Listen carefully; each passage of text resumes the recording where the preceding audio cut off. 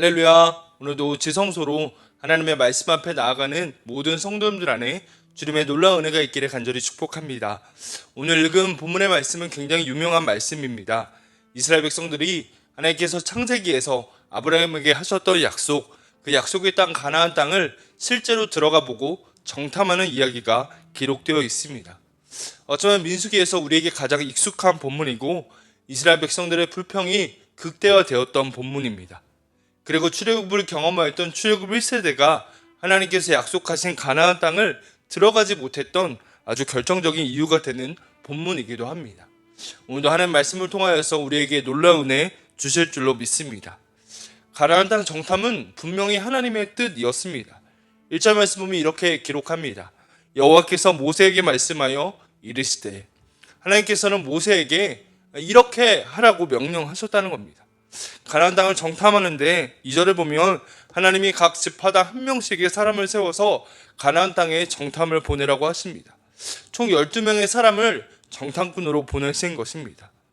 그렇다면 우리는 이 정탐의 목적이 무엇이었을지를 생각해 보게 됩니다. 왜 하나님이 가나안 땅을 정탐하라고 하셨을까요?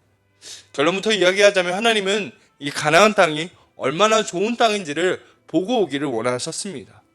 하나님이 이스라엘에게 주신 땅이 얼마나 좋은지, 얼마나 살기 좋은지를 맛보라고 다녀오라고 하셨다는 것입니다. 정복할 수 있는 땅인지 아닌지를 판단하는 것이 아니라 하나님이 주신 이 땅이 얼마나 귀한 것인지를 경험하라고 정탐을 보내셨다는 것입니다. 무엇을 보면 알 수 있습니까? 본문에서 두 가지로 나누어 알 수 있는데요. 첫 번째는 2절에 나와 있습니다. 사람을 보내어 내가 이스라엘 자손에게 주는 가나안 땅을 정탐하게 하되 그들의 조상의 가문 각 지파 중에서 지휘가 된 자 한 사람씩 보내라, 이렇게 얘기합니다. 내가 이스라엘에게 주는 가나안 땅이라고 말입니다.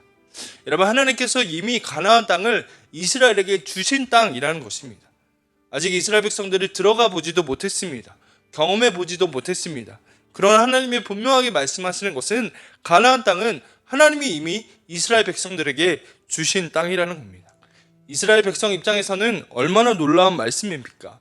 그곳에 이미 가나안 사람들이 살고 있었습니다. 아무도 없는 진공 상태의 땅이 아니었다는 겁니다.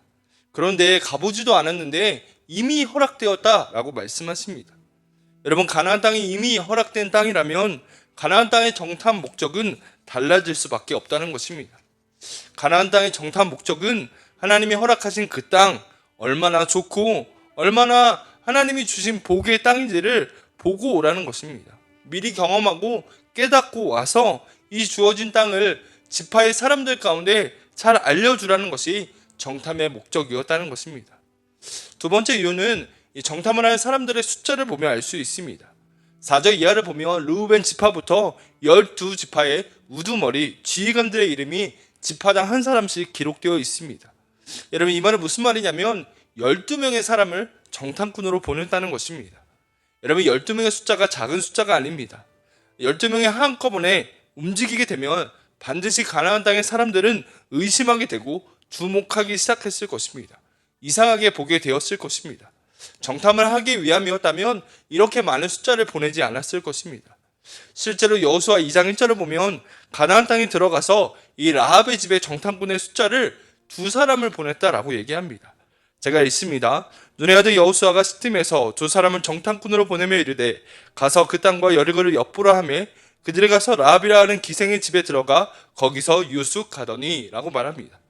여러분, 정탐은 12명이나 많은 사람을 보내는 건 어리석은 것입니다. 그러니까 한 지파당 한 사람씩 지휘관 12명을 지정하여 부르신 것은 그 땅을 경험해보고 오라는 뜻이었다라는 겁니다. 정복할 수 있는지 없는지를 판단하는 것이 아니라 한번 보고 누리고 오라는 것입니다. 그래서 지파의 리더들, 믿음이 있고 하나님의 일하심을 보고 전할 수 있는 사람들을 한 사람씩 모아 가나안 땅으로 보내셨다는 겁니다. 실제로 히브리어 단어를 보아도 정찰병이라는 단어와 완전히 다른 단어가 쓰였습니다. 추장, 우두머리, 지도자라는 의미입니다. 그 땅을 살피고 돌아보고 올 수 있는, 믿을 수 있는 리더를 보낸 것입니다. 본문을 묵상하는데 이것이 하나님이 우리에게 허락하신 구원이 아닐까 생각하게 되었습니다. 여러분, 구원의 은혜는 하나님이 우리에게 주신 놀라운 은혜입니다. 우리가 구원의 은혜를 이해했고 경험을 해서 믿는 것이 아닙니다. 하나님께서 분명히 우리에게 선물로 구원을 주셨다고 하십니다. 하나님의 구원의 역사는 이미 실현되었고 이미 이루어진 하나님의 놀라운 은혜라는 것입니다. 믿음으로 우리가 취하고 영접하기만 하면 그 놀라운 구원의 은혜를 누릴 수 있다는 것입니다. 여러분, 우리에게 믿음을 가르치고 계십니다. 이미 허락된, 하나님이 허락하신 가나안 땅을 들어가서 얼마나 좋은지 경험하고 사람들에게 알리라고 말씀하신 것처럼 그것이 정탐의 목적이 되듯이 구원받은 우리도 동일한 부르심 앞에 있다는 것입니다. 하나님의 백성은 믿음으로 구원의 놀라운 은혜를 경험하고 그것을 온 천하에 다니며 만민에게 전하는 삶을 살아가야 한다는 것입니다. 하나님은 우리에게 동일하게 명령하십니다. 믿음으로 하나님이 허락하신 구원과 그 영원한 안식을 누리라고 말입니다. 그 자리로 초대하시겠다라고 말씀하고 있다는 것입니다. 그 은혜를 누리는 저와 여러분들 되기를 간절히 축복합니다. 마지막으로 본문 가운데 주목해야 될 것은 6절의 말씀입니다. 제가 읽습니다. 유다 지파에서는 여분네의 아들 갈렙이요라고 말합니다. 여러분, 우리가 잘 아는 것처럼 12명의 정탐꾼 가운데 여호수아와 함께 우리가 그 땅을 충분히 얻을 수 있다, 하나님이 우리에게 주신 땅이다 라고 믿음으로 고백한 사람입니다. 민수기 1장을 보면 12지파의 계수를 하고 있는데 지도자들 우두머리의 이름을 기록합니다. 그런데 민수기 1장과 오늘 본문 13장을 보면 그 12지파의 지휘관들의 이름이 다르다라는 것을 보게 됩니다. 그 가운데 유다 지파는 갈렙이 세워졌다는 겁니다. 갈렙은 이 산지를 내게 주소서라고 고백한 믿음의 사람이었습니다. 여호수아와 함께 가나안 땅에 들어갔던 출애굽 1세대의 사람이었습니다. 그런데 갈렙이 어디 출신이냐면 성경을 보면 이 갈렙을 그나스 사람이다라고 이야기합니다.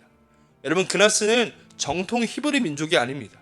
아마도 출애굽을 할 때 수많은 잡족 가운데 한 민족일 것으로 예상합니다. 여러분, 이것은 우리에게 놀라운 은혜를 줍니다. 갈렙은 정통 히브리인이 아니었다는 것입니다. 어쩌면 하나님과 상관없이 살아왔던 사람입니다. 그런데 출애굽의 그 기적과 하나님의 권능과 일하심을 맛본 그나스 출신의 갈렙은 놀라운 믿음의 사람으로 리더로 세워지게 되었습니다. 유다 지파의 지휘관으로 거론되고 있다는 것입니다. 정탐을 통하여서 그 땅이, 하나님이 주신 땅이 얼마나 귀하고 복된 땅인지를 유다 지파에 알리는 그 거룩한 역할을 감당하고 있는 리더가 되었다는 것입니다. 여러분, 이것이 하나님의 일하심임을 믿는 저와 여러분들이 되기를 축복합니다. 구원은 혈통으로나 육적으로나 사람의 뜻으로 나는 것이 아닙니다. 오직 하나님께서 난 사람, 구원의 은혜를 믿음으로 영접한 사람만이 누리는 것이라는 겁니다. 히브리 민족이 아니어도 그나스, 이방 민족이라 할지라도 갈렙처럼 하나님의 놀라운 구원의 도구로 사용될 수 있다는 것을 우리에게 말씀하고 있습니다. 여러분, 우리 가운데도 이와 같은 믿음이 있기를, 믿음의 가문 되어지기를 축복합니다. 우리의 자녀들이 믿음의 거룩한 세대로 세워지며 우리의 가문이 갈렙과 같은 믿음의 명문 가문을 이루어가는 그 은혜가 함께 말씀 앞에 나아가는 우리 모든 성도들의 가정 가운데 있게 되기를 간절히 축복합니다.